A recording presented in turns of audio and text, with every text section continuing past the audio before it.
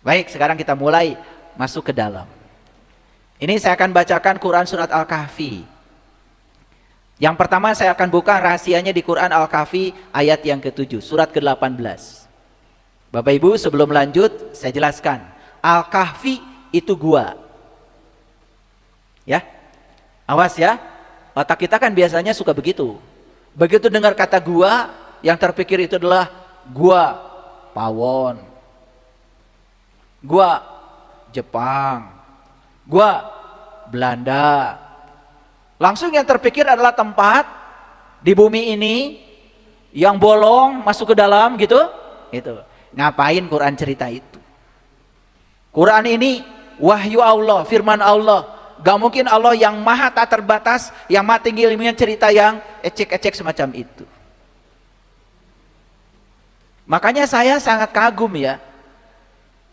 Ini saya sedang mencari ya sejarah etimologi. Itu orang Jakarta bilang dirinya gua, itu dari mana itu asalnya? Karena menurut saya itu cerdas. Kan orang Jakarta bilang saya itu gua. Yang diplesetkan jadi gue. Karena itu benar. Setelah saya dalami Quran surat Al-Kahfi, ternyata isinya itu adalah cerita tentang diri kita. Cerita tentang rahasia tentang diri kita. Makanya gua itu adalah saya. Gua itu adalah aku. Dengan segala rahasianya. Mulai dari yang fisik sampai ke tubuh yang paling dalam. Namanya tubuh spiritual. Karena diri kita ini memiliki 5 tubuh. Yang luar namanya tubuh fisik. Masuk ke dalam sedikit namanya tubuh energi. Masuk lebih dalam lagi namanya tubuh mental. Masuk lebih dalam lagi namanya tubuh intuisi. Yang lebih halus lagi dari tubuh kita namanya tubuh spiritual. Pernah melakukan perjalanan ke 5 tubuh itu? Pernah? Kemana aja jalan-jalannya? Makanya itu kita menjadi terasing dengan tubuh kita sendiri. Kita mencari sesuatu semua keluar, nggak ke dalam. Akibatnya apa? Kalau ada sesuatu yang salah, biasanya kita salahkan yang di luar, bukan yang di dalam. Kita menjadi tidak jujur pada diri kita sendiri. Karena kita tidak pernah berfokus pada gue. Jadi Al-Kahfi ini bukan cerita gua fisik, tapi cerita tentang kedalaman diri. Jauh melampaui yang realitas. Jauh melampaui pikiran manusia yang dangkal. Masuk ke dalam. Dan saya bisa buktikan tuh. Dari ayat 1 sampai ayat 110, semua mutasabihat. Semua cerita tentang perjalanan meniti ke dalam diri yang sangat dahsyat. Beruntung kalau mereka yang sudah bisa mengalami pengalaman ini. Rugi mereka yang belum mengalami pengalamannya. Dan mereka yang tidak mau meniti ke dalam, terlalu banyak keluar, hanya akan disibukkan oleh kebisingan pikiran yang akan membuat dia menjadi diri palsu selamanya. Lalu dia tidak menemukan kesadaran yang sebenarnya. Hidup tanpa kesadaran. Itulah yang terjadi. Banyak orang yang melakukan ritual ibadah, habis itu malah melakukan tindakan-tindakan yang melanggar prinsip moralnya sendiri. Mari kita buka rahasianya. A'udzubillahi minasyaitonirrajim. Bismillahirrahmanirrahim. Inna ja'alna ma'alal ardi zinatan. Sesungguhnya kami telah menjadikan apa yang di bumi sebagai perhiasan baginya. Zinatan itu perhiasan. Zinatan laha, perhiasan baginya. Linabluwahum ayyuhum ahsanu amala. Agar kami menguji mereka, siapa di antara mereka yang baik perbuatannya. Bapak Ibu lihat sekali lagi. Ada alam makrokosmos, ada alam mikrokosmos. Ada alam besar, itu alam semesta. Ada alam kecil yang bernama tubuh ini. Dan semua orang-orang bijak sudah sepakat bahwa tubuh ini adalah mikrokosmos dari alam makrokosmos. Tubuh ini adalah miniatur dari alam raya yang besar. Makanya siapa yang bisa menemukan rahasia yang miniatur ini, dia akan mengerti rahasia alam semesta yang maha besar. Makanya Nabi Muhammad mengatakan, siapa yang kenal dirinya, maka dia akan kenal Tuhannya. Siapa yang kenal dirinya, dia akan kenal Tuhannya. Kalau dia sadar bahwa tubuh ini adalah miniatur dari alam makro, maka dia akan menemukan rahasia di sini untuk mengungkap rahasia semesta yang tanpa batas. Di bumi kita yang sangat besar ini, bumi makro, ada perhiasan? Ada. Perhiasan itu sesuatu yang indah. Ya, semuanya perhiasan. Pertanyaan yang sederhana, apakah di bumi kecil ini ada perhiasan? Ada. Perhiasan yang ada di bumi kita ini diletakkan yang paling dasar itu di 4 tempat. Yang pertama, perhiasan adanya di sini, menjadi penglihatan. Yang kedua, perhiasan diletakkan di sini, menjadi pendengaran. Yang ketiga, perhiasan diletakkan di sini, menjadi sumber kehidupan yang bernama nafas. Dan yang keempat, perhiasan diletakkan di sini, ini menjadi kemampuan untuk berkomunikasi. Bapak Ibu perhatikan saya. Kalau ada lukisan yang indah, harganya 1 miliar. Saya mau nanya, itu indah itu adanya di mana? Apakah di lukisan atau di mata? Di mata. Ingat ya. Karena tidak mungkin orang yang tidak punya mata tiba-tiba beli lukisan 1 miliar. Setuju dengan saya? Setuju ya? Setuju kan? Iya. Dia berani membeli lukisan 1 miliar karena dia bisa menikmatinya. Dengan apa? Dengan mata. Dan kalau dia tidak punya mata, lukisan ini nggak punya arti apa-apa. Jadi indah itu bukan di lukisan loh, indah itu di mata. Kalau lukisan 1 miliar, kira-kira mata kita berapa miliar? Ada yang berani nggak menukar matanya dengan lukisan 1 miliar? Nggak ada. Berarti penglihatan kita ini tidak bisa dihitung dengan indah nggak kita punya penglihatan? Indah nggak kita punya pendengaran? Iya. Ada orang punya burung perkutut, juara internasional, 10 miliar harganya. Budak, digoreng itu burung. Betul nggak? Betul apa tidak? Iya. Dan dia akan berpesta pora karena makan goreng burung seharga 10 miliar.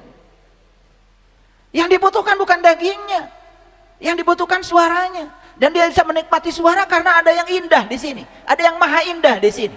Siapa dia kalau bukan Tuhan yang bertempat tinggal di sini? Ingat ya, kita bisa mendengar suara merdu bukan karena punya telinga. Orang mati juga punya telinga, tidak mendengar lagi suara yang merdu. Dan kita bisa mendengar suara yang merdu karena masih bernafas. Berarti masih ada sang hidup pada diri kita, masih diberi izin untuk menjadi kepanjangan tangannya dalam hidup kita. Itulah perhiasan. Saya mau nanya Bapak Ibu, ladang yang luas, indah nggak? Indah. Mobil mewah, indah nggak itu? Indah. Emas, berlian, indah nggak itu? Indah.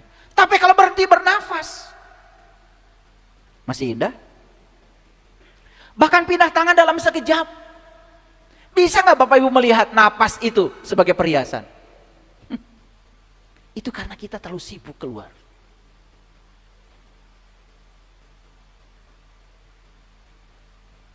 Pernah sariawan? Enak gak makan? Baru dikasih sariawan aja langsung gak enak makan. Betul nggak? Kalau gitu, mahal itu di sini atau di makanan? Di sini. Perhiasan bukan ini? Perhiasan. Indah sekali. Nah kata Allah, ini perhiasan fisik ini, terserah kamu. Aku akan menguji dari kamu siapa di antara kamu yang terbaik perbuatannya. Itu ayat ini. Kemudian ayat selanjutnya, wa inna laja'iluna ma'alaiha syaidan juruza. Dan sesungguhnya kami benar-benar akan menjadikan apa yang di atasnya menjadi rata lagi tandus.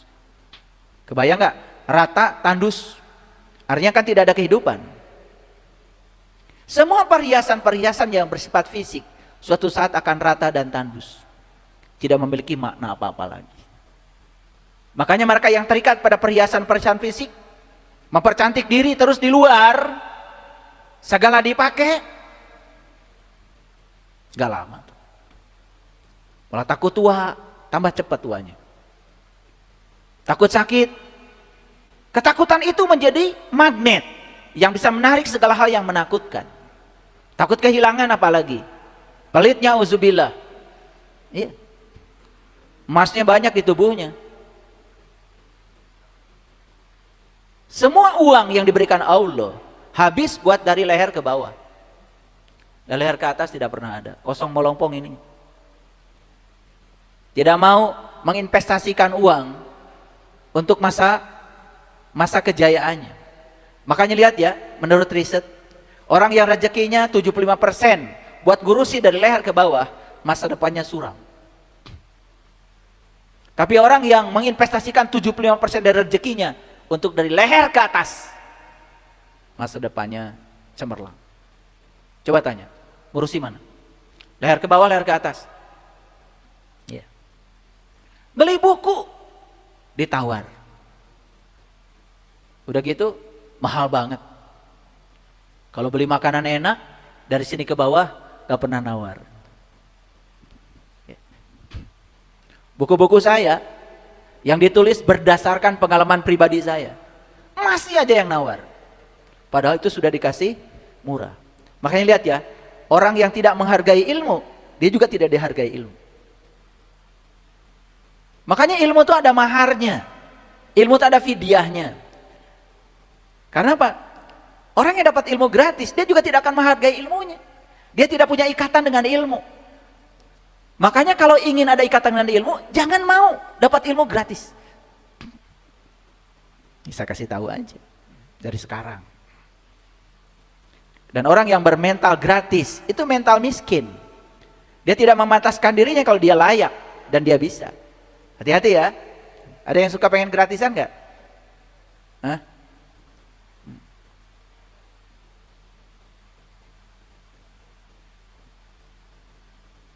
Jadi gratis itu mental miskin loh. Oke. Jadi apa perhiasan yang dibicarakan di Al-Kahfi ayat 7 dan 8? Mari kita urai lebih dalam. Perhiasan itu apa? Perhiasan adalah benda hias yang dikenakan untuk mempercantik diri. Perhiasan dapat terbuat dari berbagai bahan. Bisa emas, bisa perak, berlian, permata, kaca, plastik, itu semuanya fisik.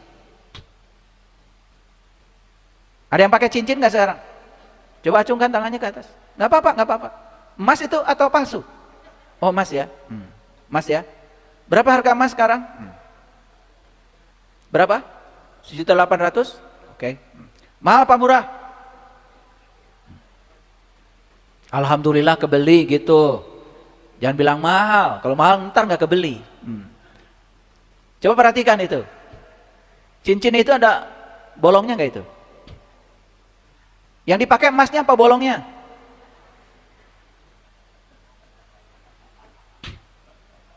Yang dibeli emasnya apa bolongnya? Ulangi. Yang dipakai emasnya apa bolongnya? Bolongnya. Yang mahal bolongnya apa emasnya? Sudah mahal nggak kepake lah gitu. Kan yang kalian pakai bolongnya. Bener nggak? Nggak mikir kalian itu selama ini. Itu baju yang kalian pakai mahal apa tidak? Dibeli apa tidak? Pakai duit apa tidak? Kepake nggak itu baju? Enggak. Yang kepake bolongnya. Betul kan? Nah, yang dipakai bolongnya, yang ini enggak di luar.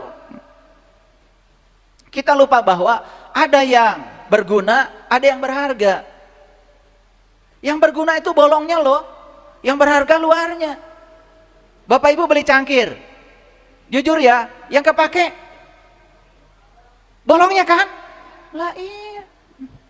Pernah nggak beli bolong? Bolong tuh sudah tersedia di sini tanpa batas, bahkan tidak ada harganya.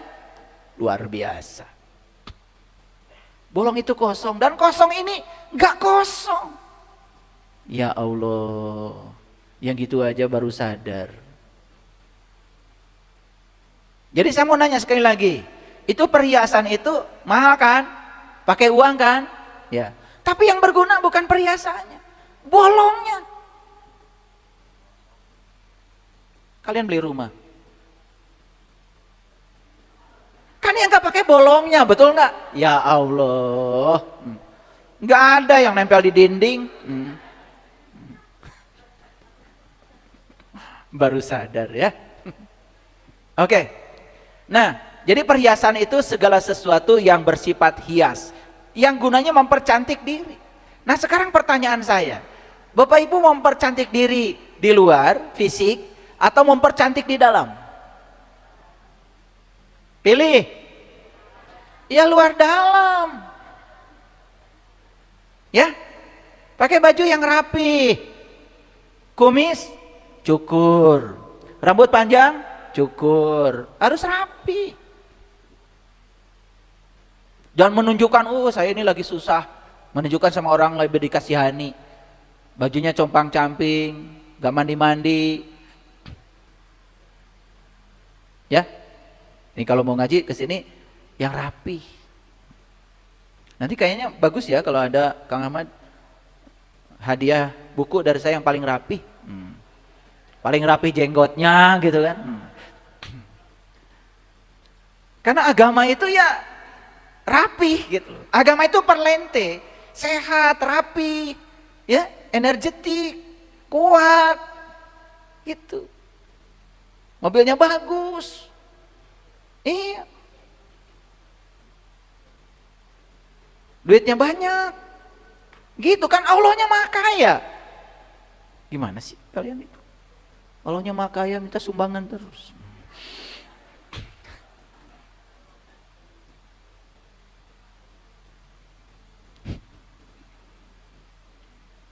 Jadi yang namanya perhiasan itu ya aksesoris, menunjang penampilan, sifatnya tuh simbolis, menunjukkan keagungan, status sosial, investasi. Semua perhiasan itu sifatnya seperti itu. Nah kita mau investasi jangka pendek atau jangka panjang? Saya mau nanya. Ya jangka pendek butuh, jangka panjang juga butuh, paham? Tapi ada yang hanya investasi jangka pendek, sampai napasnya berhenti udah aja, berakhir di situ. Makanya saya perhatikan ya orang banyak yang kaya, pelitnya auzubillah, dia pikir, kalau dia tuh memberi, dia akan berkurang. Padahal memberi itu bukan buat siapa-siapa, buat dirinya sendiri. Bahkan harusnya berterima kasih pada orang yang mau menerima titipan pemberiannya, karena itu akan diberikan pada dia di kehidupan yang akan datang menjadi karma baik.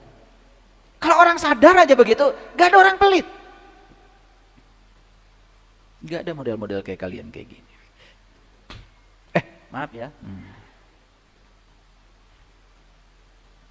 Ada perhiasan rohani dalam diri. Itu bersifat abadi. Nah perhiasan rohani itu akan menunjukkan sifat. Sifat-sifat orang yang terhiasi secara rohani, maka dia punya sifat-sifat yang terpuji. Sifat yang terpuji, bahasa Arabnya hamid. Makanya orang yang memiliki sifat yang terpuji disebut Muhammad. Jadi Nabi kita ini, Nabi Muhammad, sebetulnya nama aslinya kan Ahmad. Karena dia mencapai sifat yang terpuji yang namanya hamid, tahaluk bi ahlakillah, teguh pada prinsip moral dalam dirinya, tidak menggadaikan nilai-nilai dirinya. Dia mewakili sifat-sifat Allah yang nyata dalam kehidupannya, disebut tahaluk bi ahlakillah. Karena dia sudah menyerap sifat-sifat Allah, maka dia berbuat seperti Allah berbuat. Wa ahsin kama ahsanallahu ilaika. Maka dia disebut manusia yang terpuji. Manusia yang terpuji sudah mengadopsi sifat-sifat hamid yang terpuji, diberi gelar. Gelarnya namanya Muhammad. Jadi kita ini selama ini hanya cerita Muhammad. Harusnya kita berjuang. Gimana caranya menjadi Muhammad? Gimana caranya? Ikuti jejaknya Nabi Muhammad. Kan Nabi Muhammad sudah bilang, jika kamu ingin mendapatkan cintanya Allah, ikuti aku. In kuntum tuhibunallah fattabi'uni yuhibbukumullah. Maka kamu juga akan mendapatkan cintanya Allah.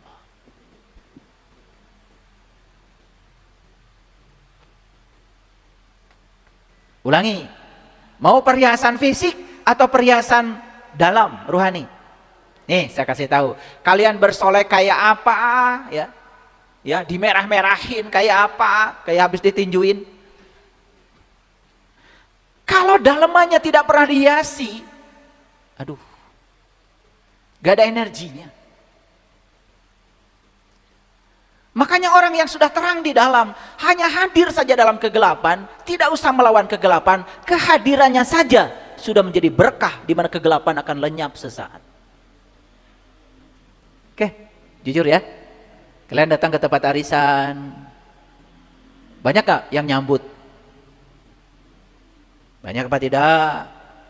Banyak gak yang meluk itu?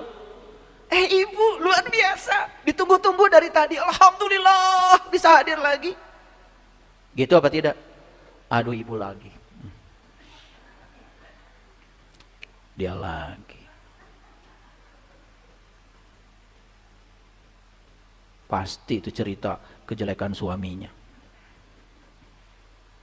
Pasti cerita habis beli emas 1 gram.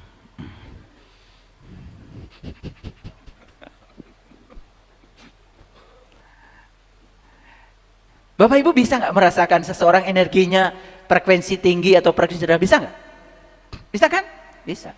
Mau didandani kayak apapun, mau semuanya pakai palsu kan? Ya, alis palsu, bulu mata palsu, itu semakin membuktikan dirinya itu palsu. Betul nggak? Jadinya bertopeng sesaat. Kalau tidak ada energi dari dalam, aduh, datangnya disesali, perginya disyukuri. Betul nggak? Nah, pergi, alhamdulillah. Tuh, semua orang bilang alhamdulillah gara-gara dia pergi. Itu kan sudah bukti bahwa kita ini berhiasnya terlalu asik di luar. Gak peduli mau tasnya lu potong. Apa tuh? Merek apa tuh? Oh, apa ya ibu-ibu ya? Punya? Oh, baru dengar, nggak apa. Ya, Louis Vuitton, Hermes, Gucci. Kalau energi dari dalamnya itu sudah amburadul, gak ada orang yang nganggap. Kata-katanya menyebalkan, wajahnya penuh curiga, tatapan matanya tidak bersahabat, yang keluar dari mulutnya ucapan-ucapan yang menyakitkan. Ada nggak yang kayak gitu? Ada apa banyak? Siapa diantaranya? Enggak, saya mau nggak kayak gitu. Nah, ini namanya menurut Quran surat Al-Kahfi, ini perhiasannya sudah rata, sudah tandus. Jadi ketika seseorang tidak punya perhiasan ruhani dari dalam, tidak ada kebaikannya, sebagus apapun dia bersolek di luar, tandus, rata, datar. Makanya orang yang didatangi mereka itu tidak merasa mendapatkan berkah apa-apa. Gitu. Bisa mengukur diri sekarang? Kira-kira perhiasan kita ini rata, tandus, datar, atau sebaliknya? Oke, alhamdulillah ya. Tepuk tangan dong. Itulah pentingnya belajar kesadaran. Belajar kesadaran itu memaafkannya luas. Ketika orang melakukan kesalahan, sudah jangan diingat-ingat ya. Belum minta maaf aja sudah saya maafkan. Bawaannya selalu kata-katanya itu menyenangkan, positif aja, dirindukan. Gak ada yang orang alhamdulillah dia pergi, gak ada yang kayak gitu. Oke, baik ya. Nah, kenapa saya berbicara tentang perhiasan luar? Karena terlalu banyak orang yang terus-menerus ya sibuk dengan yang luar. Meraih jabatan setinggi-tingginya, mengambil berkah sebanyak-banyaknya, ingin menunjukkan pada orang lain bahwa saya berhasil, gitu. Tetapi dalamannya keropos, gak ada isinya itu. Makanya saya pernah menyaksikan banyak orang dalam kehidupan ini yang sibuk dengan luar, tetapi tidak memiliki ketahanan di dalam. Dalam sekejap begitu yang di luar berubah, yang di dalamnya hancur lebur, tidak siap untuk mengikuti perubahan itu. Stres, stroke, gak ada yang anggap lagi. Bahkan sepeninggal dia, tidak ada yang merindukannya lagi. Dia semasa hidupnya tidak pernah membuat sejarah besar untuk memberikan cinta kasih pada semesta. Tidak ada yang bisa dikenang dari dia. Yang dikenang selalu keberingasannya, kesadisannya, keburukannya, kepelikannya. Itu aja. Bapak Ibu, apa tidak ingin dalam hidup ini kita dikenang sebagai Hamid? Dikenang sebagai Muhammad? Orang yang sudah bisa menunjukkan sifat-sifat yang terpuji. Apa tidak pengen begitu? Aduh, kalau tidak pengen ada masalah dengan kita. Ya? Oke. Yuk sekarang kita melakukan perjalanan ke dalam. Sekarang masuk ayat 9. Am hasibta anna ashabal kahfi warrakim kanu min ayatina ya ajaba. Atau kamu mengira bahwa orang-orang yang mendiami gua dan rokim. Oke, lihat saya semuanya. Mendiami gua. Kita kan sedang mendiami gua sekarang. Betul? Ya. Dan ada yang menjaga nggak di sini? Ada. Rokim itu penjaga. Yang menjaga kita siapa? Prinsip-prinsip moral kita, kehormatan kita, harga diri kita. Itu yang harusnya menjadi rokim kita. Rokim ini diterjemahkan anjing. Ya memang secara fisik yang namanya anjing kan sukanya menjaga. Betul nggak? Tetapi kita tidak butuh anjing untuk menjaga itu. Gua kita ini harus dijaga dengan prinsip-prinsip moral, nilai-nilai luhur, sifat-sifat terpuji, supaya kita menjadi Muhammad setiap saat. Setuju? Setuju? Oke. Sudah mulai masuk ke sini? Oke. Ya, mereka termasuk tanda-tanda kami yang mengherankan. Ini tubuh kita ini bukan tanda-tanda Tuhan yang mengherankan. Ini adalah ekspresi karya agung Tuhan yang luar biasa. Tubuh kita ini kalau kita ungkap rahasianya, kita bisa menemukan rahasia semesta yang makro di dalam tubuh yang mikro ini. Sayang sekali kita mengabaikan rahasia di sini. Dan kita sekarang akan masuk ke sana, ke dalam, menemukan rahasianya. Kemudian ayat selanjutnya, ya. It's awal fityatu. Fityah itu bahasa Arabnya pemuda. Nah, jadi Ashabul Kahfi itu adalah para pemuda yang sedang mendiami gua, yang sedang masuk ke dalam gua. Ini bukan cerita sejarah, ini bukan cerita tentang masa lalu.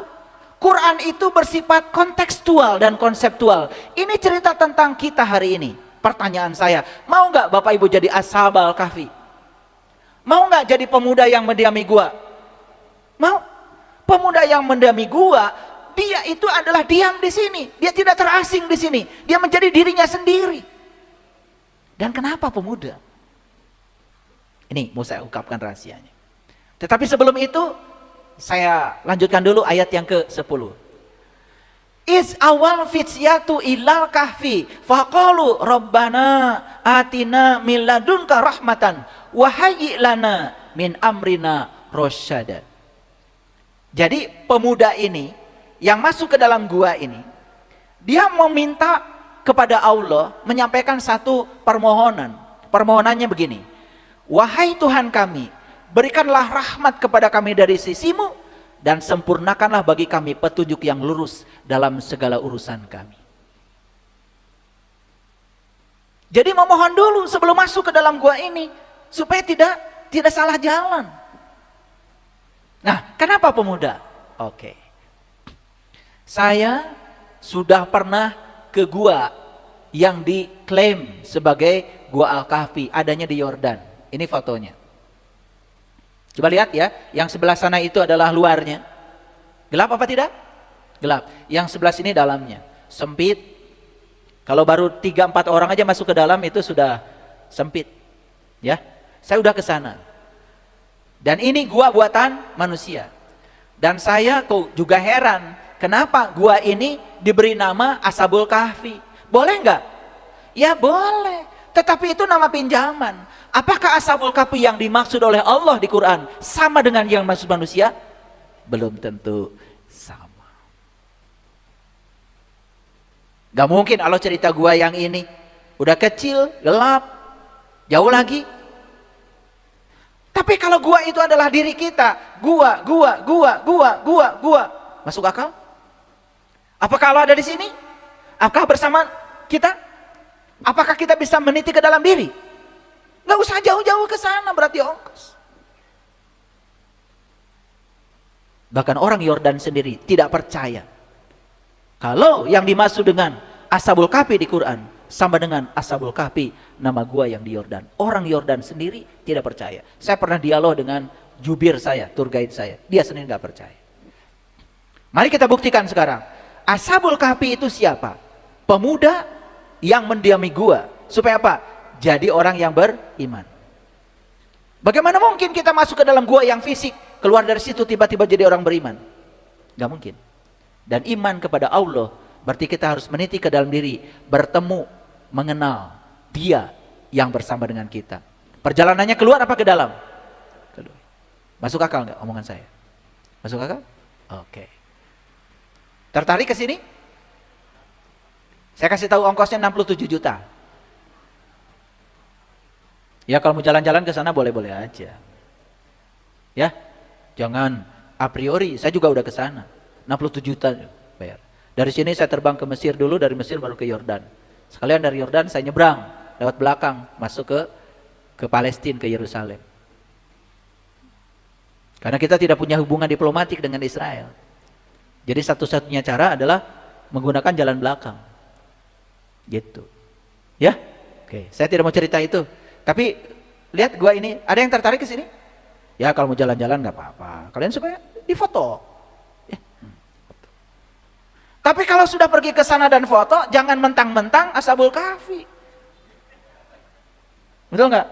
Emang pulang dari sana, masuk ke gua sebentar, keluar tiba-tiba jadi orang beriman? Ya enggak.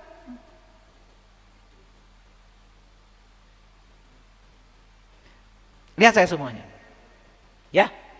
Mengapa kata-kata yang digunakan pemuda? Lagi-lagi, mengapa bukan pemudi? Pernah nanya nggak gitu? Ini perlu bertanya itu, ya. Kenapa pemuda bukan pemudi? Oke, saya mau jelaskan dulu. Lihat saya semuanya supaya tidak salah kaprah. Ada yang pernah umroh? Acungkan tangan. Haji.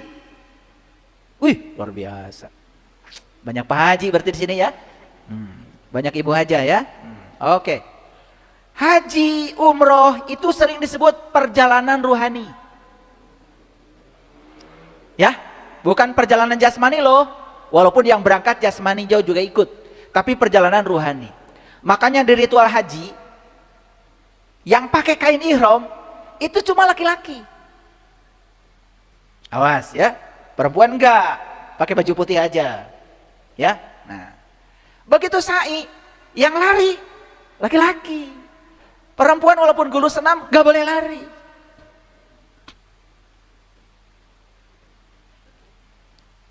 Nah kita kan cuma disuruh lari sama mutawif, lari aja. Udah stop, gak usah lari lagi, jalan biasa lagi. Tapi kita nggak nangkep maknanya. Laki-laki lari, perempuan tidak. Nah ternyata di Al-Quran kalau ada kata laki-laki selalu mengacu pada segala yang bersifat dimensi ruhani. Makanya segala yang ada kata-kata wanita, perempuan itu selalu mengacu kepada yang bersifat jasmani. Makanya Quran surat kedua itu bukan sapi laki-laki, sapi betina, namanya Al-Baqarah. Itu cerita tentang bagaimana Tuhan menciptakan tubuh ini sebagai kendaraan fisik yang bisa mengantarkan jiwa kita untuk pulang kepada Allah. Itu isi Quran surat Al-Baqarah. Ulangi ya. Jadi kalau di Quran ada kata-kata laki-laki, berarti hakikatnya berbicara urusan rohani. Kalau ada kata-kata perempuan, berbicara urusan jasmani. Paham? Hakikat ini hakikat. Nah, makanya ketika kita haji, haji kan perjalanan ruhani. Berarti perjalanan laki-laki. Nih, yang berangkat suami istri. Ada jasmaninya? Ada ruhaninya. Jadi sebetulnya yang disebut dengan pasangan itu bukan suami istri. Pasangan itu jasmani dan ruhani. Makanya Allah sudah menciptakan kita sejak dari lahir itu sudah berpasangan. Jasmani dan ruhani. Paham? Oke. Bisa dilanjut? Oke. Ya. Jadi segala urusan yang bersifat ruhani disimbolkan dengan laki-laki. Segala urusan yang bersifat jasmani disimbolkan dengan perempuan. Yuk kita lihat. Yang pakai kain ihram laki-laki. Jadi sebetulnya jasmani kita ini nggak bisa disucikan. Tetap aja kita akan makan, betul nggak? Air kencing juga ada di sini, berak juga di sini, betul? Iya. Jadi yang bisa disucikan apa? Rohani. Makanya tidak ada di Quran, beruntunglah mereka yang menyucikan jasmaninya. Nggak ada. Tapi di Quran, beruntunglah mereka yang menyucikan jiwanya. Paham sampai sini? Oke. Makanya perempuan itu gak pakai ihram. Ihram itu kan artinya mengganti baju yang berjahit dengan baju yang tidak berjahit. Sepanjang kita ada di dunia, butuh mobil, butuh uang, butuh makan, butuh jasmani, butuh jasmani. Makanya tidak mungkin kita melepaskan diri dari urusan jasmani, nggak mungkin. Tapi rohani kita bisa melekat, bisa tidak melekat, itu urusan kita. Oke? Oke, agak berat ya kajiannya, nggak apa-apa. Sekali-kali berat, biar mikir. Karena kajian ini buat orang yang berpikir. Yang nggak mau mikir, jangan dengerin kajian saya. Makanya saya tidak pernah iklan, tolong di subscribe, nggak pernah. Kalau mau dengarkan kajian saya, subscribe dong, nggak pernah. Nggak ada kan iklan seperti itu? Nggak ada. Silakan, mau subscribe, nggak subscribe, bukan urusan saya. Saya sudah selesai dengan diri saya sendiri. Mau ngaji, nggak ngaji, bukan urusan saya. Tapi kalau belum siap terbuka pikirannya, lebih bagus nggak usah denger. Daripada nanti mencaci maki. Kasihan. Ya. Ya. Dan kalau ketemu orang bodoh itu, harus menerima. Karena orang bodoh belum pernah pintar. Karena orang pintar pernah bodoh, ya. Makanya ketika sa'i, laki-laki lari, apa artinya? Urusan ruhani harus lari. Urusan jasmani, ya sudah, biasa-biasa aja. Jangan mengejar masa depan.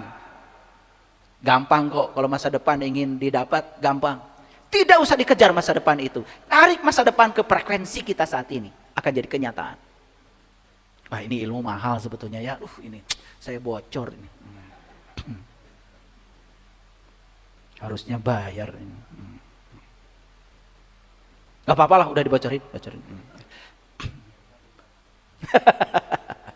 Katanya pahalanya lebih banyak. Wah, saya nggak tahu pahala itu apa.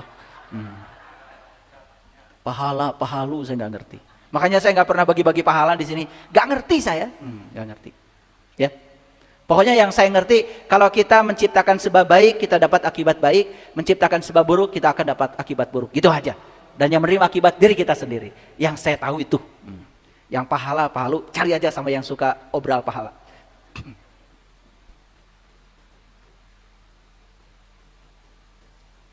Mengapa? Di Quran surat Al-Kahfi itu ceritanya pemuda. Bukan pemudi. Pemuda laki-laki? Laki-laki. Pemudi? Perempuan. Karena perjalanan ke dalam diri ini perjalanan ruhani. Baik bapak-bapak maupun ibu-ibu. Makanya kalau di Quran ada kata-kata ar-rijal qawwamuna 'ala nisa. Laki-laki itu pemimpinnya perempuan. Awas. Bukan yang boleh jadi presiden itu hanya laki-laki. Bukan. Ruhani pemimpin jasmani. Yang boleh jadi pemimpin adalah mereka yang ruhaninya sudah hidup. Yang bisa memimpin jasmaninya. Siapapun itu, mau ibu-ibu, mau bapak-bapak, gak peduli. Gitu. Baru Islam tuh keren, tidak memarginalkan kaum Hawa. Karena semua diberi kesempatan yang sama. Yang penting yang ruhaninya sudah bisa memimpin jasmaninya, berhak jadi pemimpin. Tapi yang ruhaninya masih dikendalikan jasmaninya, bahaya jadi pemimpin, baik laki-laki maupun perempuan. Korupsi. Kehormatannya akan jatuh. Oke, lanjut. Oke. Pernah dengar gak di Quran surat Al-Waqiah ada kata-kata gini, yatufu alaihim wildanum mukhalladun. Mereka dikelilingi oleh anak-anak muda yang tetap muda. Pernah dengar gitu? Ya. La yasma'una fiha lagwa wa la ta'sima illa qilan salama salama qila. Dengung.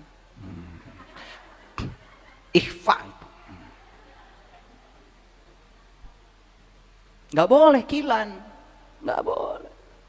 Kalau kilan tuh kalau menghadapi huruf idhar. Paham ya? Jadi bacanya illa la 2 harokat. Dua harokat. La salama gitu. Ya.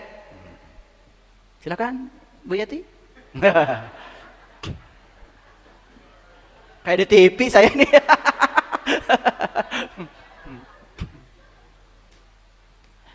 Mereka dikelilingi oleh anak muda yang tetap muda. Makanya saya kasih tahu, kalau orang benar belajar spiritualnya ke dalam, ya, awet muda. Sehat, berkelimpahan, nggak pernah sakit. Karena dia sudah tahu ilmunya. Karena begitu dirinya sudah positif, tubuh spiritualnya positif, tubuh intuisinya positif, tubuh energinya positif, tubuh mentalnya positif, maka tubuh fisiknya positif. Nanti saya buktikan ya. Tadi sudah ada sharing ya dari sahabat kita, ya, mendengarkan kajian-kajian lagi sakit, ternyata ada beberapa orang yang stroke. Kemudian dipasangkanlah ya headset, kemudian mendengarkan kajian terus-menerus. Ya.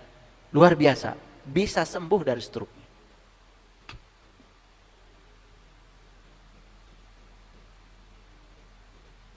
Jadi artinya kalau seseorang sudah di frekuensi tinggi, sudah di getaran tinggi, sudah di surga, maka dia akan menarik semua yang berfrekuensi tinggi. Menarik orang-orang yang menyenangkan, menarik situasi yang menyenangkan, menarik hal-hal yang menyenangkan. Dia sudah menjadi magnet untuk bisa menarik yang serupa dengan frekuensi dia. Like attracts like. Itu sains. Makanya tidak ada kata-kata yang keluar dari orang yang sudah damai dengan dirinya, kecuali kata-kata yang damai dan mendamaikan. Gak ada umpatan, gak ada hujatan, gak ada. Orang mau bajunya pakai apa, dandanannya kayak apa, sorbannya sepanjang apa, kalau yang keluar dari mulutnya adalah hujatan, kebencian, dia belum selesai dengan dirinya sendiri. Dia masih tinggal dalam neraka di frekuensi rendah. Tidak bisa direkayasa, dimanipulasi, tidak bisa berpura-pura baik, nggak bisa. Baik itu tidak bisa berpura-pura. Baik itu ya harus baik. Jadi kenapa pemuda? Karena yang sedang melakukan perjalanan ke dalam ini adalah ruhani. Kenapa pemuda bukan orang tua? Karena siapapun yang melakukan perjalanan ruhani ke dalam, maka dia akan energetik, penuh semangat, tetap muda, dikelilingi oleh yang muda dan tetap muda.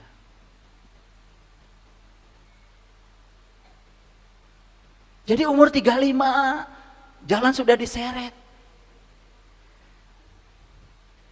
Ada apa ini? Itu pasti gambaran, karena tubuh ini cerminan dari kualitas jiwa. Orang yang jiwanya amburadul, fisiknya amburadul. Gampang bacanya, ya.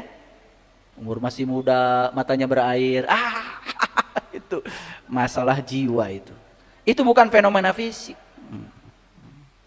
Oke? Ya. Saya ingin menyampaikan satu kata-kata bagus ini dari Stephen Leacock. Stephen Leacock mengatakan begini. Kita tidak berhenti tertawa karena kita menjadi tua. Jadi kalau ada orang yang mengatakan tertawa itu haram, dia harus belajar lagi agama itu. Ternyata tertawa yang penuh dengan kesadaran menghasilkan dopamin, endorfin, serotonin yang menjaga ketahanan fisik, daya imunitas, kebahagiaan. Itu adalah hormon-hormon yang dihasilkan oleh pineal gland. Di sini nih. Kelihatan tuh yang kurang tertawa, senyum berat. Makanya otaknya itu hanya memproduksi hormon-hormon adrenalin. Namanya itu hormon kortisol. Bawaannya negatif aja, ya. Ya, makanya orang yang kayak gitu itu biasanya boros bedak. Ya, udah ditebelin tetap aja kelihatan kan? Gitu. Nah, kita tidak berhenti tertawa karena kita menjadi tua. Awas ya. Jangan pernah mengatakan, karena saya sudah tua saya akan berhenti tertawa. Awas. Makin tua makin sering ya tertawanya. Terutama mentertawakan diri sendiri. Kita menjadi tua karena kita berhenti tertawa. Justru karena berhenti tertawa, jadi tua. Garis-garis ininya tuh kelihatan yang kurang tertawa itu. Makanya kalau di tempat saya, di pusat pelatihan hidup sehat, saya mengobati orang-orang sakit dengan meditasi tertawa. Kemarin saya ajak meditasi tertawa, tapi tertawa dengan kesadaran. Yang sakit pinggang sembuh, yang sakit kepala sembuh, yang mahnya kronis sembuh, luar biasa. Setelah itu saya ajarkan bagaimana memprogram air, supaya air yang diminum itu menjadi sumber kebahagiaan, sumber kedamaian, sumber keberlimpahan, sumber kesuksesan. Bisa. Karena air itu ternyata menurut Profesor Masaru Emoto bisa menyimpan data. Dia bisa merespon semua emosi yang disampaikan manusia. Makanya hati-hati ketika kalian minum. Makanya orang tua kita dulu, kalau ada yang sakit anaknya ambil air, ya mungkin hanya bilang terima kasih air, kamu keren, mungkin gitu aja doanya. Suruh minum udah bagus. Itu bukan ilmu nujum itu bukan bid'ah. Antum a'lamu bi umuri dunyakum, kata Nabi Muhammad. Urusan peradaban di zamanmu mungkin berbeda dengan di zamanku. Makanya belajar agama terus ke depan, bukan ke belakang. Kalian kalau sudah makan kurma, kayak ahli surga. Kasihan dong tukang nanas. Ya di zaman Rasul orang makan kurma dan nggak ada nanas. Di sana yang tumbuh cuma kurma. Itu tradisi, itu geografi, tidak kaitannya dengan spiritual. Ya, kalian tuh rubah ya. Kalau Ramadan buahnya jadi kurma. Sekarang udah nggak beli lagi kan? Kembali lagi ke pisang, nanas. Betul nggak? Aduh, bodoh banget ya. Yuk lihat saya semuanya. Bagaimana supaya tetap muda dan sehat? Tadi apa? Jangan berhenti tertawa. Terutama mentertawakan diri sendiri. Ya. Yang kedua, kendalikan emosi. Kelola perasaan kita. Jaga ketenangan saat kita menghadapi masalah. Itu terutama. Jaga perasaan ketika ada masalah. Jangan perasaan kita jatuh terbawa arus masalah. Saya kasih tahu. Rem di situ. Ketika sakit, jaga perasaan kita tetap sehat. Cepat itu pulihnya. Ketika gagal, jaga perasaan kita tetap sukses. Bangkitnya cepat itu. Makanya perasaan itu seperti bensin. Sedangkan pikiran itu seperti mobil. Dan pikiran tidak ada artinya kalau tidak dikasih perasaan. Nah, pikiran yang diulang-ulang, yang diikat dengan perasaan, itu yang menjadi keyakinan. Itu yang akan membentuk nasib kita. Itu yang akan membentuk realitas. Hati-hati. Hati-hati. Nah, gimana supaya tetap sehat? Menerima kenyataan. Menyadari bahwa ada banyak hal di luar kendali kita. Fokus pada hal yang bisa diubah. Perhatikan saya. Kita terlalu sibuk hidup. Kadang-kadang kita ingin mengendalikan semuanya. Termasuk hal-hal yang sebetulnya di luar kendali kita. Bapak Ibu, orang lain, anak, pasangan hidup, itu semua tidak bisa dikendalikan. Yang bisa dikendalikan oleh kita cuma 3. Pikiran kita, perasaan kita, dan keyakinan kita. Yang keempat paling tidak. Reaksi kita terhadap mereka. Itu bisa dikendalikan. Di luar itu tidak bisa dikendalikan. Jangan ingin mengontrol semuanya. Kalau kita ingin mengontrol semuanya, stres. Ingin semua yang kita kontrol seperti yang kita mau, yang terjadi adalah perlawanan. Apapun yang dicoba dikontrol akan melawan kita. Itu yang menyebabkan kita habis energi selama ini. Karena mencoba mengontrol sesuatu yang sesungguhnya di luar kontrol kita. Ini menyebabkan kita jadi cepat sakit secara fisik. Mengembangkan kebajikan, menanamkan nilai-nilai kejujuran, keberanian, keadilan. Itu yang harus dikembangkan kalau ingin sehat. Jujur, adil, berani. Ini prinsip-prinsip moral yang kalau kita kembangkan kita akan tetap sehat. Membangun ketahanan mental, menumbuhkan ketahanan mental dan kemampuan bangkit dari kegagalan. Gak apa-apa gagal 7 kali, yang penting bangkitnya 8 kali. Paham? Ya? Gak apa-apa gagal 9 kali, bangkitnya 10 kali. Itu aja. Tidak ada orang sukses yang tidak pernah gagal. Mereka yang hari ini sukses tidak melihat kegagalan sebagai penghambat, tapi kegagalan justru sebagai pintu masuk untuk meningkatkan kapasitas diri. Ya, tidak ada yang buruk dalam semesta ini. Yang buruk adalah pikiran dan perasaan kita. Hadirin, saya kasih tahu. Tuhan selalu ada untuk kita. Percaya? Ulangi. Tuhan selalu ada untuk kita. Percaya? Dan Tuhan selalu akan memenuhi segala kebutuhan kita. Percaya? Dan Tuhan tidak akan mengikuti segala keinginan kita. Percaya? Karena Dia Maha tahu apa yang kita inginkan. Mungkin berdasarkan ego kita, belum tentu baik buat kita. Tapi Tuhan selalu ada untuk kita. Keilahian bukan sesuatu yang abstrak. Keilahian itu bisa dibuktikan nyata. Karena Allah itu sebetulnya bukan maha gaib bagi yang tahu. Dia maha nyata. Kemanapun kita membalikkan wajah, kita akan selalu melihat wajahnya. Tuhan tidak menuntut diri kita melampaui yang kita ada, melampaui yang ada pada kita. Ingat, Tuhan tidak pernah menuntut kita melampaui yang ada. Makanya hidup itu mengalir saja. Jangan selalu memaksakan keinginan. Tuhan melihat kita dengan cinta. Percaya? Percaya? Kalau kita mendapatkan sesuatu yang tidak kita inginkan, kemudian itu baik bagi kita, berarti Tuhan sedang melihat kita dengan cinta, bukan? Menerima atau menolak? Terima. Makin kita menolaknya, apa yang tidak kita inginkan akan datang berulang-ulang. Tuhan sudah ada dalam diri kita. Percaya? Perlu dicari? Perlu dicari? Tidak usah mencari Tuhan. Tuhan bukan batu ali. Ada orang menulis, mencari Tuhan yang hilang. Wih, kemana dia? Masa saya pernah WA dia yang nulis buku itu. Emang Tuhan batu ali, saya bilang. Kalau berlian Ibu Wali Kota sih pernah hilang. Katanya itu nyemplungnya di trotoar. Biar trotoar bisa dibongkar nanti. Ada proyek baru. Buat Pak Wali. Jadi sebenarnya kalau ada pembongkaran trotoar itu, sebetulnya itu cincin Ibu Wali itu jatuh.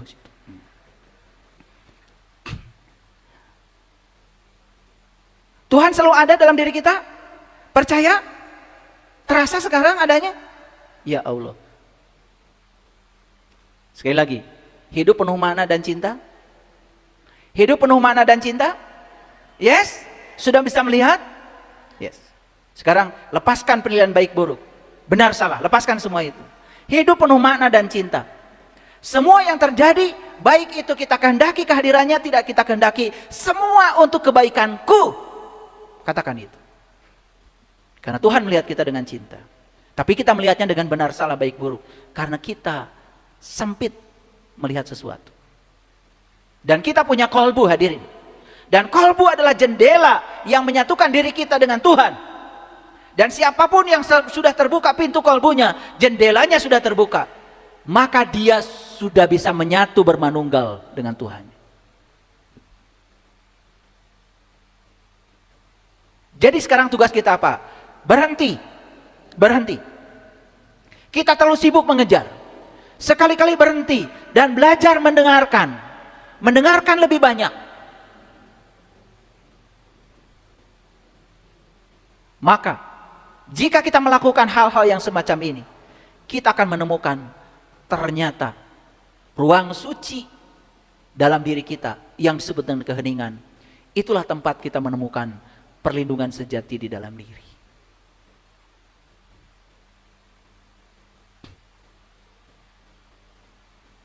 Kita lanjutkan dulu. Tadi baru sampai ayat 10.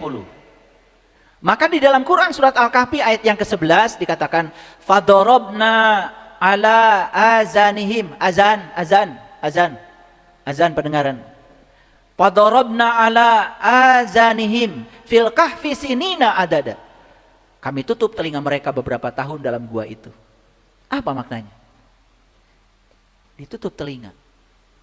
Telinga ini adalah sumber keberisingan. Betul? Dan kalau sudah ini berisik, pikiran jadi berisik. Pikiran yang berisik, kita tidak akan pernah mendengarkan suara Tuhan. Kita tidak akan pernah menemukan tempat perlindungan yang sejati dalam diri. Oleh karena itu, ditutup telinganya beberapa tahun, maksudnya kita diajarkan oleh Tuhan untuk belajar hening. Kenapa? Keheningan adalah ruang suci untuk mendengarkan suara Tuhan yang sebenarnya.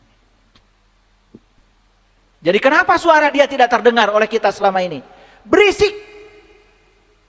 Dan keberisikan berasal dari sini. Makanya disimbolkan dalam Quran surah Al-Kahfi. tutup telinganya beberapa tahun. Artinya kita harus belajar hening. Hening itu tidak usah pergi ke hutan, tidak usah sewa tempat untuk mengasihkan diri, nggak usah. Justru kalau kita bisa hening di tempat keramaian, itulah keheningan yang sejati. Makanya begitu kita sudah hening, mendengarkan suaranya dari dalam, apa kata Tuhan? Summa ba'asnahum lina'lama ayul hizbaini ahsolima libasu amada. Kemudian kami bangunkan mereka agar kami mengetahui manakah di antara kedua golongan itu yang lebih tepat dalam menghitung berapa lama mereka tinggal di dalam gua. Jadi ketika kita sudah mencapai keheningan, kesadaran kita yang muncul. Bangun namanya, itu kiamat itu. Bangkitnya kesadaran diri, itulah kiamat yang sebenarnya. Gak usah nunggu hancurnya alam semesta ini. Kiamatkan diri kita hari ini. Bangkitkan kesadaran kita yang mati hari ini. Di sini, saat ini, sekarang. Karena itu yang menentukan masa depan kita. Gimana caranya? Hening. Dan nanti akan ada 2 golongan. Kenapa 2 golongan bukan 3 golongan?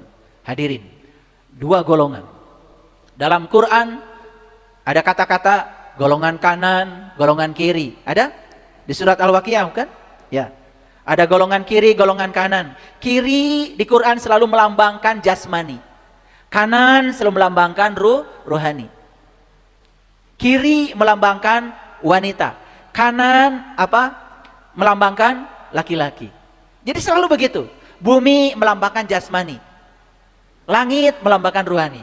Makanya bumi kita tidak disebut Bapa Pertiwi. Disebutnya juga Ibu Pertiwi karena bapaknya matahari. Ketika matahari kawin dengan ibu, maka keluarlah berbagai macam tumbuhan. Tumbuhan jadi makanan. Makanan disantap manusia.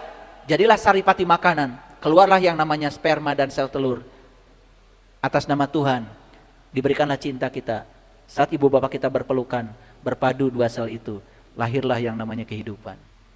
Itu kalau tidak ada matahari, tidak ada bumi, tidak ada makanan. Gak ada makanan, tidak ada sperma, tidak ada sel telur. Tidak ada manusia.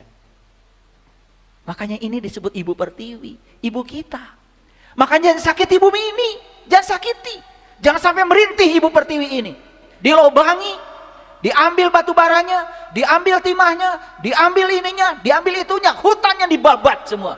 Orang-orang yang tidak sadar, menangis Ibu Pertiwi. Oksigen di bumi ini terus berkurang. Sedangkan manusia butuh oksigen. Kenapa? Karena pohon-pohon yang besar dipangkas habis oleh mereka yang serakah. Hanya mementingkan dirinya sendiri. Itulah manusia-manusia yang gelap. Hanya mementingkan dirinya sendiri.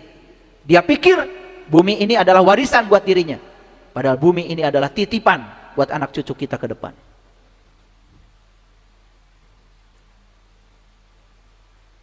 Kenapa ada 2 golongan? Ada golongan kiri, golongan kanan. Golongan kulit, golongan isi. Sama. Coba. Ketemulah orang yang belajar agama cuma kulitnya aja. Keras. Kayak kerang. Keras nggak kulit kerang? Kalau ketelan 1 kerang aja kulitnya, masuk rumah sakit. Tapi kalau ketelan isi kerang, apalagi sampai pakai saus itu, nggak habis-habisnya itu, nggak berhenti-berhenti makan. Isinya itu lembut, kulitnya keras. Makanya kalau orang belajar agama, keras kulit. Maka di Quran disebut itu penyakit kulit. Itu penyakit loh kata Quran, harus disembuhkan. Nah tugasnya para nabi, para rasul menyembuhkan 3 penyakit. 1 penyakit kolbu yang tertutup. Yang kedua adalah penyakit kulit, ngerti sesuatu kulitnya aja. Yang ketiga adalah penyakit kematian. Matinya kesadaran, itu harus dibangkitkan. Itu diabadikan di Quran surat Al-Imran ayat 49. Baik Bapak Ibu, kita lihat ayat ini. Ini Quran surat Al-Ma'arij, surat ke-70 ayat yang keempat. Ta'rujul malaikatu warruhu ilaihi fi yaumin kana miqdaruhu khamsina alfasana. Malaikat dan ruh naik kepada Tuhan dalam sehari yang kadarnya 50.000 tahun. Jadi perjalanan rohani itu hitungan waktunya beda dengan perjalanan jasmani. Jadi kalau kita mengalami perjalanan rohani, walaupun 1 hari, hitungan jasmaninya itu 50.000 tahun.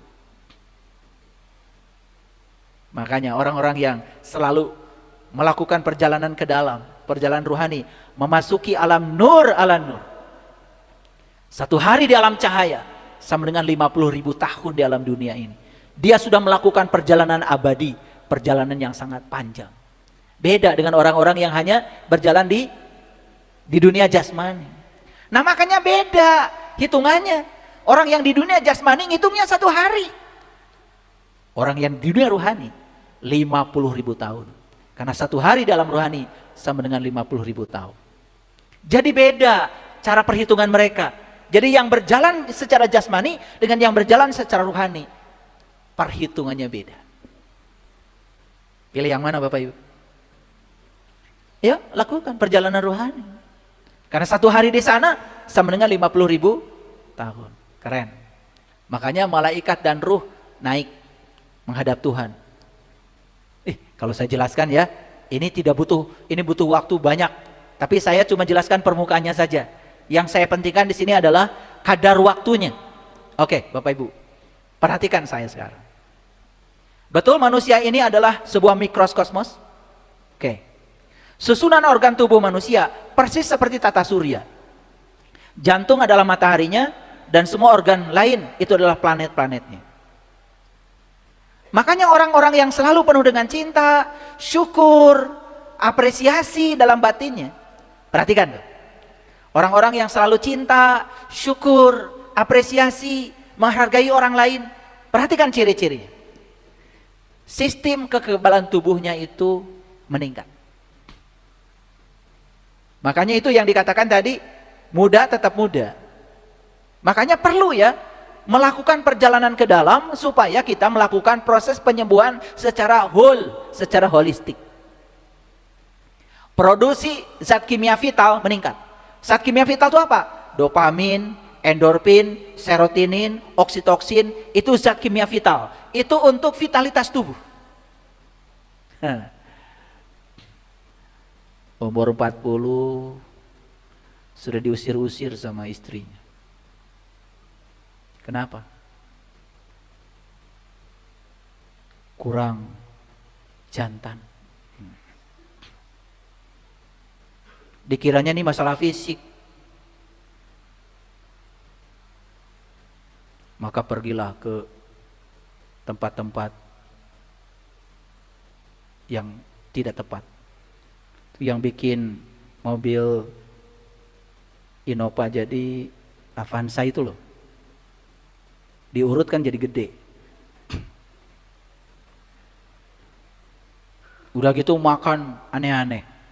Minum obat kuat, minum itu, minum ini. Padahal masalahnya masalah spiritual. Masalahnya masalah energi, masalah mental. Lalu mencari cara-cara penyembuhan yang parsial. Rusak tubuh. Itulah. Meningkatkan vitalitas. Makanya orang-orang yang secara spiritual sudah sehat, dia memiliki kekuatan tenaga yang tidak pernah habis. Tidak pernah merasa lelah. Kadar hormon stresnya menurun. Tekanan darah tinggi turun. Nih, yang tekanan darahnya tinggi.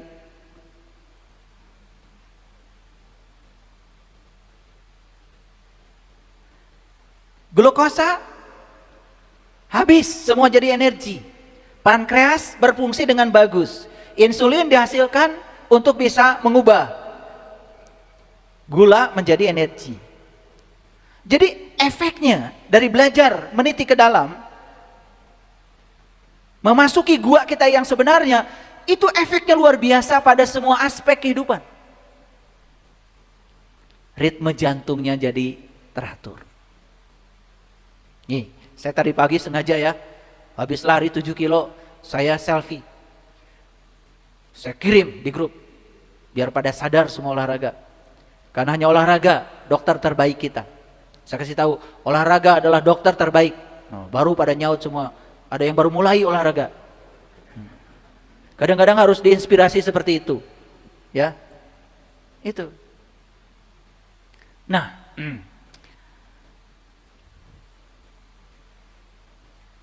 kita lanjutkan. Tadi sampai ayat 12 kan? Ayat ke-13.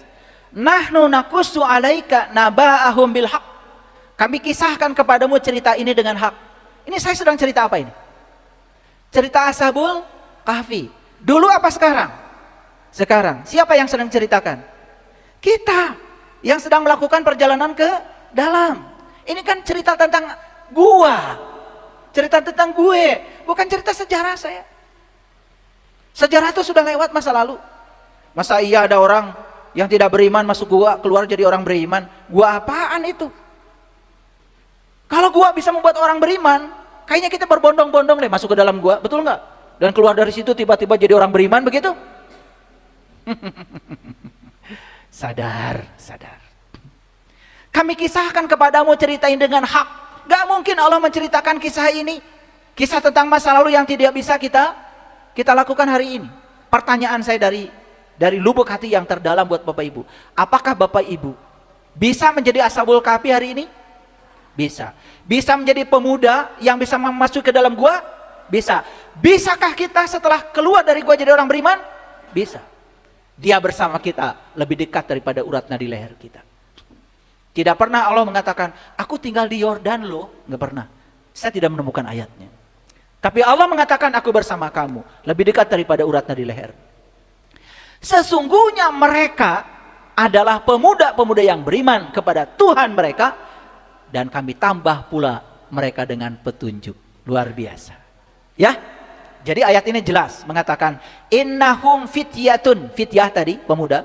Sesungguhnya mereka adalah pemuda-pemuda amanu birobihim, yang beriman kepada Tuhannya. Wazid nahum huda. Dan kami telah menemukan, memberikan kepadanya tambahan petunjuk. Lihat Bapak Ibu semuanya di sini. Masuk akal nggak ayat ini? Dia masuk ke dalam diri, dia tahu bahwa Allah bersama dirinya. Dia meniti ke dalam diri. Apa yang terjadi? Dia menemukan sejati dirinya. Dia menemukan Tuhannya. Maka dia menjadi orang yang beriman. Kepada siapa? Kepada Tuhan mereka. Karena mereka sudah tahu, sudah ketemu, sudah mengenal Tuhannya, sudah melakukan perjalanan ke dalam. Keren gak ayat ini? Keren apa tidak? Pernah gak baca ayat ini? Kapan? Sekarang baru baca. Nih, belum pernah malah. Ada juga yang pernah baca ayat ini setiap hari Jumat supaya rezekinya banyak. Ya, habis sholat duha baca surat Al-Kahfi 3 putaran, tambah miskin. Karena cuma baca Arabnya aja, ngerti enggak? Tapi kalau baca isinya nih, oh iya, sumber kekayaan saya ada di dalam. Karena Allah, saya maha kaya. Dan saya harus menemui dia yang bersama dengan saya. Saya melakukan perjalanan ke dalam gua, saya harus menjadi Ashabul Kahfi. Mengubah nasib dari dalam. Sesungguhnya mereka adalah pemuda-pemuda yang beriman kepada Tuhan mereka. Bukan beriman pada yang lain, kepada Tuhan mereka. Kenapa? Karena mereka sudah bertemu, sudah mengenal dengan Tuhannya. Bukan sekedar itu. Wazidnahum huda. Dan kami tambah pula mereka petunjuk. Lanjut ayatnya. Warabatna ala qulubihim. Dan kami meneguhkan kolbu mereka. Lihat saya semuanya. Yang diteguhkan oleh Allah kolbu. Kenapa kolbu? Karena dalam hadis qudsi, langit dan bumi tidak akan cukup menampung zatku, tapi kolbunya orang yang beriman, itulah rumahku. Kolbul mu'min baitullah. Jadi baitullah yang sebenarnya adalah kolbu. Maka diteguhkan oleh Allah kolbu mereka. Di waktu mereka sudah bangkit. Warobatna ala qulubihim idqamu. Sudah bangkit? Sudah bangkit. Sudah menemukan jati diri? Sudah. Sudah bertemu Tuhannya? Sudah. Sudah beriman? Sudah. Dia sudah mengalami pengalaman itu.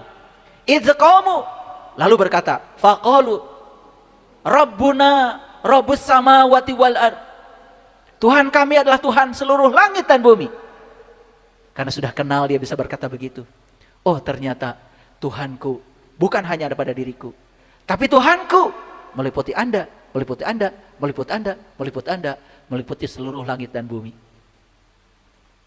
Sadar. Kesadaran itu dibawa ke dalam kehidupan. Bagaimana mungkin saya menyakiti orang lain?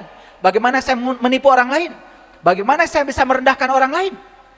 Karena di semua tubuh-tubuh yang berbeda ini ada Tuhan yang sama, ada energi yang sama yang meliputi diriku.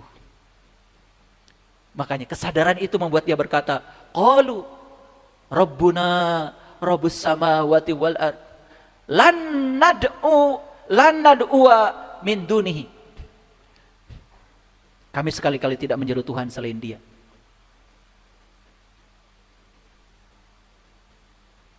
Ilahan.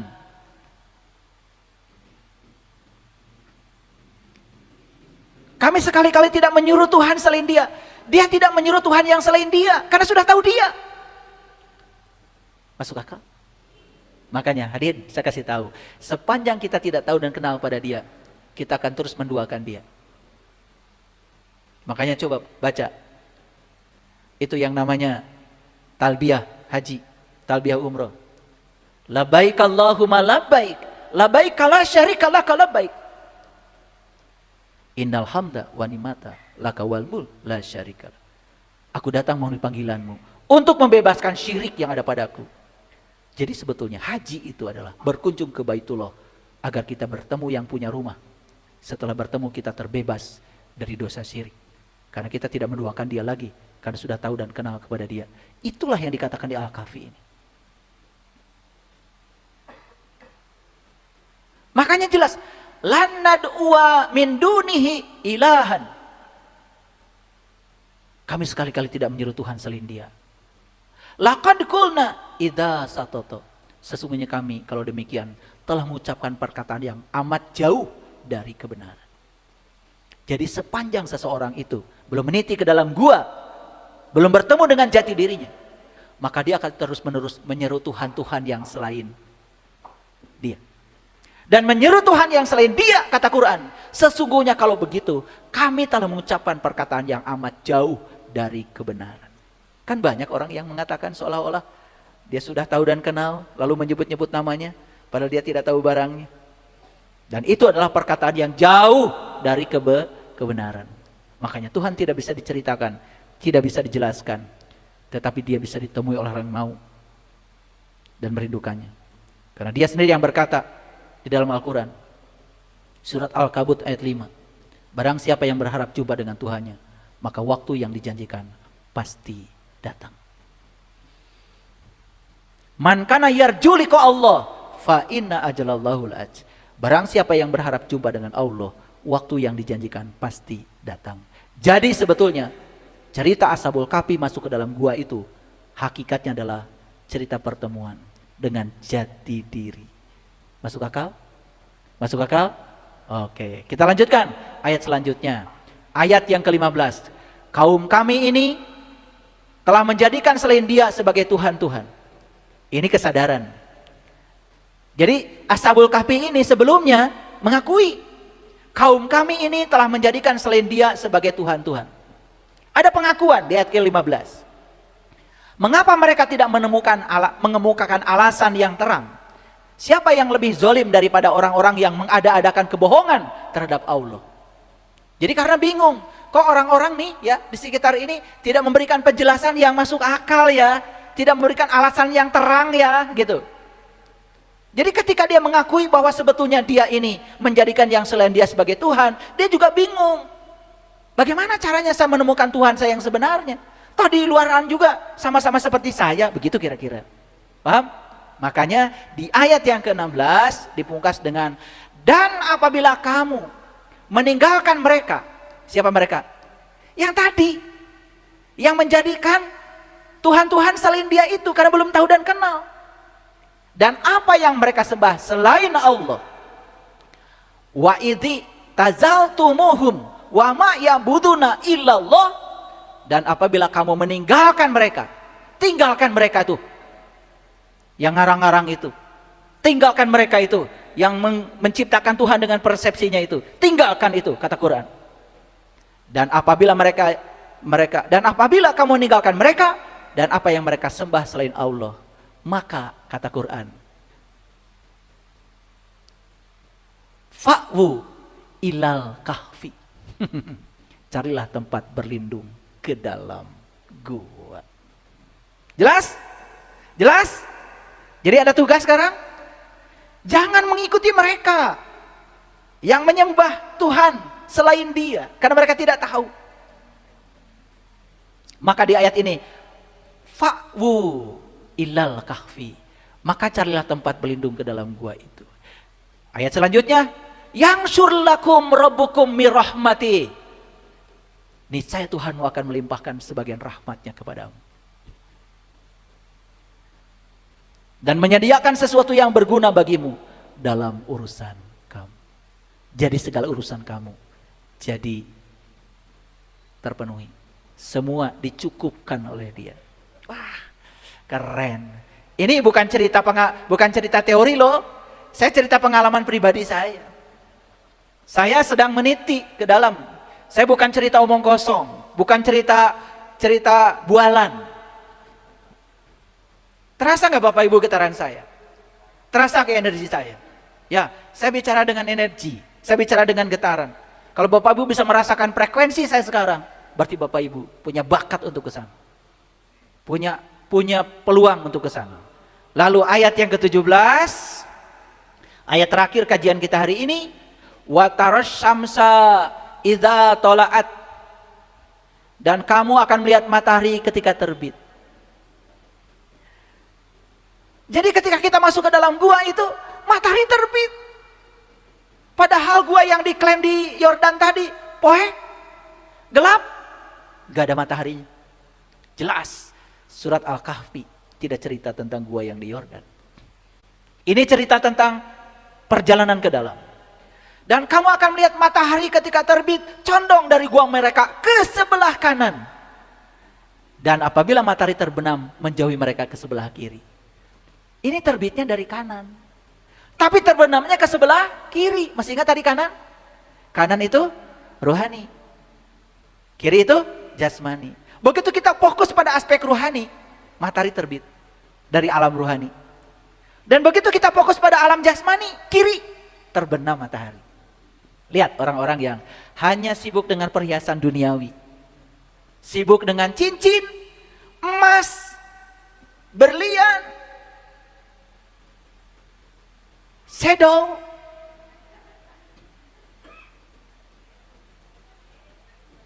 baju, semua aksesoris luar. Tetapi dia tidak pernah membangun perhiasan di dalam dirinya. Lihat orang-orang yang semacam itu. Datar, tandus. Tidak memiliki energi apapun. Hanya berfokus pada kemewahan duniawi. Bukan berarti itu tidak butuh, tidak penting. Itu perlu kita.